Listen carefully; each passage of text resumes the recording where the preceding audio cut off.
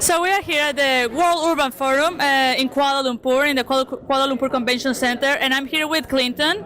Clinton, can you tell me your name, where are you from, and what's your solution for the Local Pathways Fellowship? Sure. So my name is Clinton Moore. I'm from Melbourne in Australia, based there, and my solution responds to SDG target 11.7, which is about 11.7 is essentially built on 4 pillars of increasing or improving safety, accessibility, sustainability, and inclusiveness of public spaces, in particular for women and children and people with a disability. So, yeah, improving public spaces across cities. Okay, and how has the Local Pathways Fellowship helped you amplify your work in your solution at the local level? Well, the fellowship has really given me the network, so the credibility to talk to different people, not only just in Melbourne, but in the Asia Pacific, also at the Asia Pacific City Summit, for example, last year. But people have contacted me personally, asking me to come to schools, to talk to national, local government bodies about the SDGs, and the fellowship has been an excellent platform to really let organizations know that there's someone who's knowledgeable and passionate that can talk about the SDGs from a young person's perspective. And after this fellowship, what's next for you? What's next? What are some of your projects for the next 5 years, 10 years?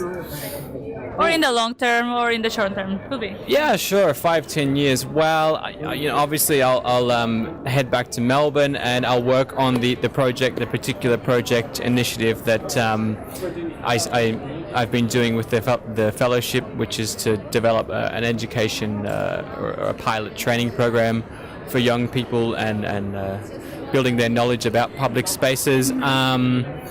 Professionally, I work in local government in Melbourne, so I'll be continuing to do that for the time being, and just looking to hopefully continue the networks and the relationships with the other fellows, and hopefully, who knows, I could continue to be engaged in SDS and youth in some way as well.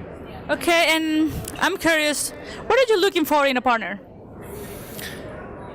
That is an excellent question. It's funny because I've had these discussions. I feel like I've had these discussions over the last few days. And look, I'm single at the moment. A lot of people ask me, why are you single? And the thing about me is I value freedom, and I value the ability to I guess to do what I want and to I can't believe you.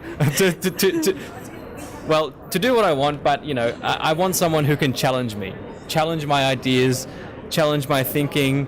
Someone who loves the SDGs and sustainable development as much as I do would be great. But yeah, someone who's a really good listener as well, okay, and who's out there, a go-getting person. I want us to do things together. Okay, good to know. And as a last question, what would you recommend to the next cohort of fellows? What are some of the advices? What have you learned? Like, what would you recommend to be more engaged, to be inspired? Like, what would you recommend? Make the most of the brand, the Local Pathways brand. Mm-hmm. And seek opportunities. So before you start the fellowship, know what is happening in your city, mm-hmm, know who are some key contacts in your city, and just contact them.